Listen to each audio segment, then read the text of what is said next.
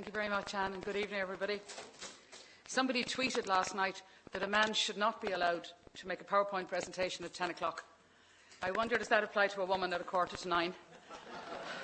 If it does, I apologise in advance, and I'll be as brief as I possibly can be.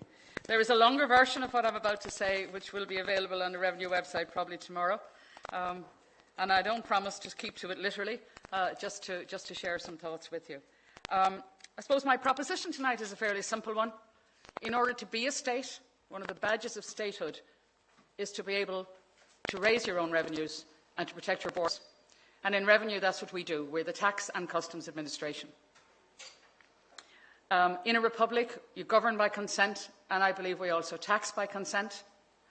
I believe the quality of that consent is significantly influenced by the integrity and fairness of the tax administration, of the work we do in revenue.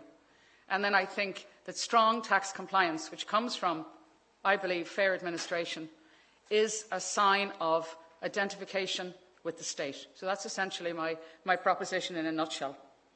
The title I chose for the paper is Revenue's Mission to assist the community by fairly and efficiently collecting taxes and duties and so on.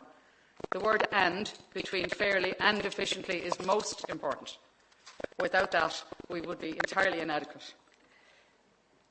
I want to say a word briefly about fairness in the tax system. The call that it's not fair is something that comes up regularly in our work. And I could blind you for an hour with statistics about the tax as a share of GDP and the progressivity of the tax system and so on and so forth, and VAT is more fair than some other taxes. Some people believe flat tax is the only tax that's fair, other people think it's crazy. I suppose the point I want to make is the fairness in the system depends on where you're standing. It is often in the eye of the beholder.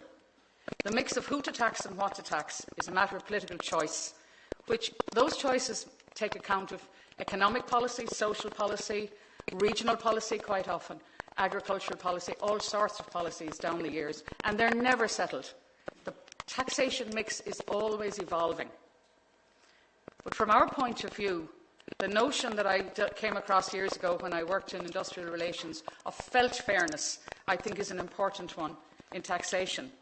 We must administer fairly, but if the public believe that the entire taxation package doesn't feel fair, it makes our job harder. And as I said earlier, I believe the public has to have confidence in the integrity and fairness of the agency for us to do our jobs. I want to draw your attention to a letter I came across about 15 years ago.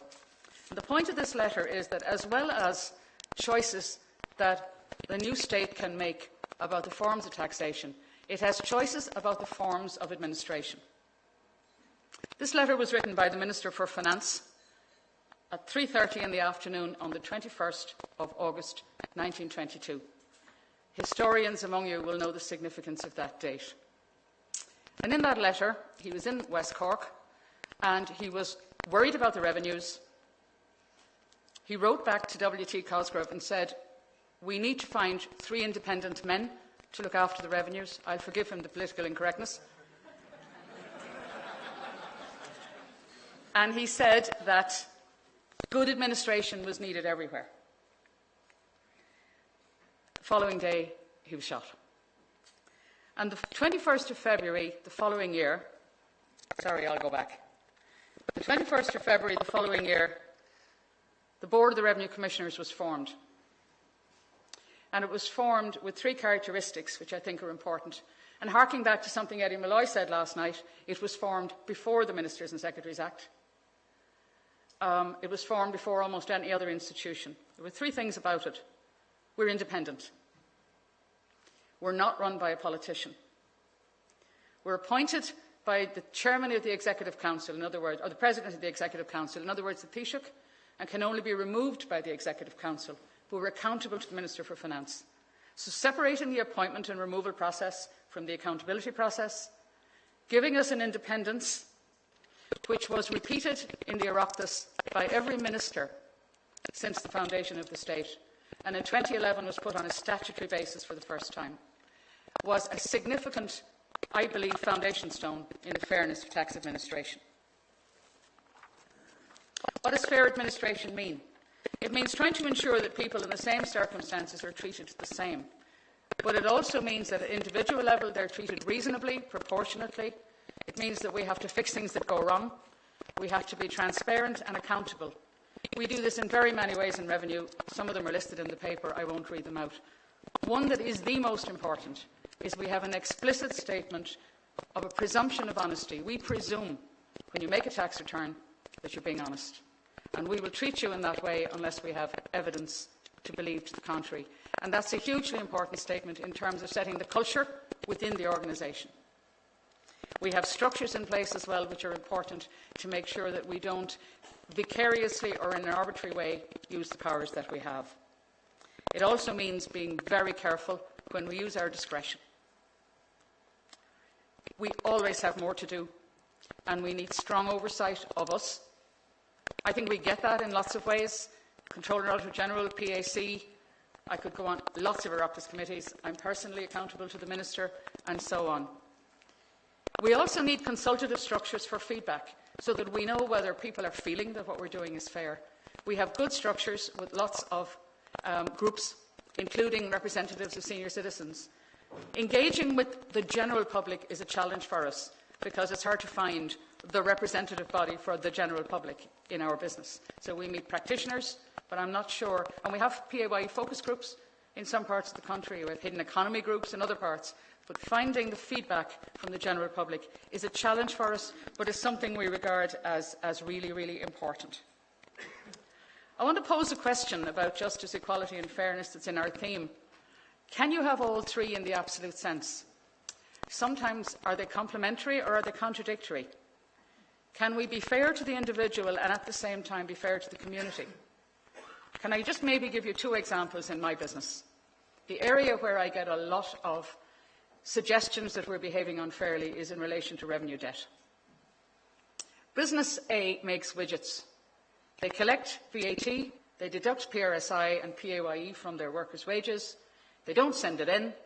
Instead, they invest it in the business and they create more jobs. Business B in the next town is making widgets. He's paying his taxes. He's finding it really hard to compete. Where's the fairness? We move on business A eventually after giving him several chances to pay his debts. The business closes and the jobs are lost, and I get howls of unfairness. And in the meantime, business B is actually finally getting breathing space.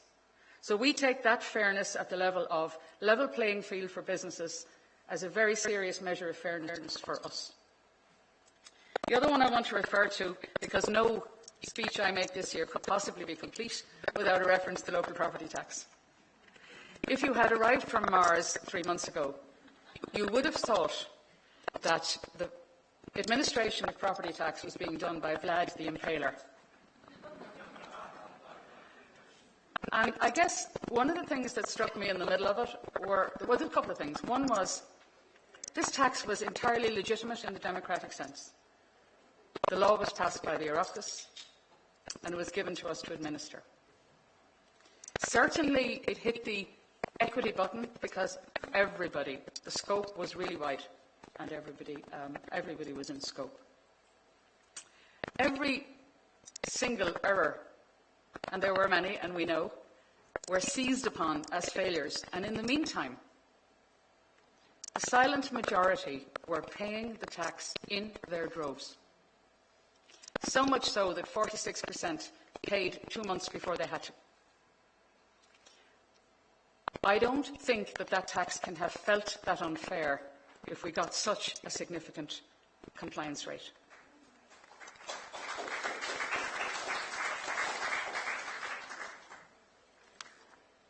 So why? Well, I believe it's because most people want to do the right thing. A few years ago, we did a survey of SMEs, which we're repeating this year, and we'll have new data soon. And 77% of them said, rated as high or very high, that they complied because it was the law. And 86% said it was high or very high because it was the right thing to do. Now, that wasn't just SMEs maybe at a time when They weren't under such pressure that we're saying that, because that was 2008. And that was the first really year where we started to feel, it was the first year of the emergency budget. We're also finding this evidence every year. We get a minimum tax compliance rate across the taxes of 80%. For the largest cases that pay the most money, we get up to 95% on time. And local property tax is at 89% on time. Those are not sort of signs of a tax system in which people don't have public confidence. But I think it's important, and the next point I want to make is about legitimate power and trust and public confidence. I don't think legitimate power comes only from the law. The law is useful. But if the population at large do not want to engage with the tax system, the law on its own would certainly not be enough. And then, when we achieve a high compliance rate, that high compliance rate begs determined action from us in order to be fair to the people that have complied.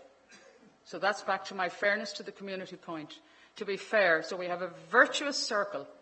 If we can get high compliance because people have confidence in the way we do our business, then that high compliance compels us to have strong interventions for those who do not comply.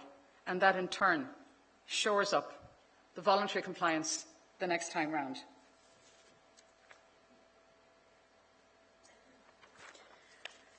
I think public confidence is fragile. We've had our moments. In the middle of the 80s, a famous tax commission report said the administration of tax had broken down, and there was very low public confidence. We've had our moments. In fact, we're the only one that had a moment with the proper parliamentary inquiry and the Dirt inquiry. So we know what it feels like for public confidence in tax administration to be dented and damaged. It has to be earned, it has to be worked at, and fairness has to be resourced. Sometimes it's easier not to be fair, just to go for it. So fairness requires resources, it requires working at, and a very conscious effort on the part of all public administrators. It's easily damaged, but our entitlement to tax comes from the people through the Oireachtas. And every year, the Oireachtas confirms that confidence by placing the revenues of the state under the care and management of the Revenue Commissioners. That being the case, I sometimes find some political comment a bit bewildering, such as somebody who recently said that unelected revenue were strangling the masses. We're not supposed to be elected. The elected members of Parliament, Government and Oireachtas give us our authority, and they place the revenues under our care and management.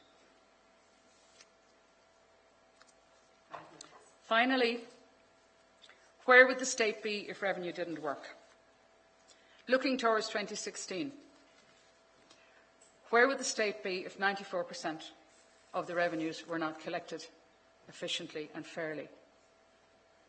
You only have to look at some international comparisons as to what happens when the administration of tax breaks down and public confidence breaks down. That is not to say that we don't have tax evasion. We most certainly do. And it is not to say that we don't have abusive tax planning. We most certainly do. And it's our job to be very firm and very focused on those issues. But one thing I have certainly noticed, and I think it's interesting to reflect on the changes over the last 30 years, is it's not acceptable anymore. 30 years ago, 20 years ago, it wasn't unusual for people to boast about their offshore account, or their bogus account indeed. It's not acceptable anymore. And that is right. And that is certainly a sign, I think, of maturing in our republic, of maturing in the identification with the state, of a maturing in our understanding that taxation is an essential piece of our republic, and paying it is about serving the community. If something positive has come out of the last few difficult years, Maybe it's because there is a realisation now that the country needs revenues, and it needs revenues to run services, and that those revenues have to come in sometimes the hard way, maybe rather than the easy way. And if I could just leave you with a final comment from the Minister for Finance's letter in 1922, which may well be the answer. He said, "The people are splendid." And perhaps that's exactly what has happened to us as this republic has grown up. Thank you very much.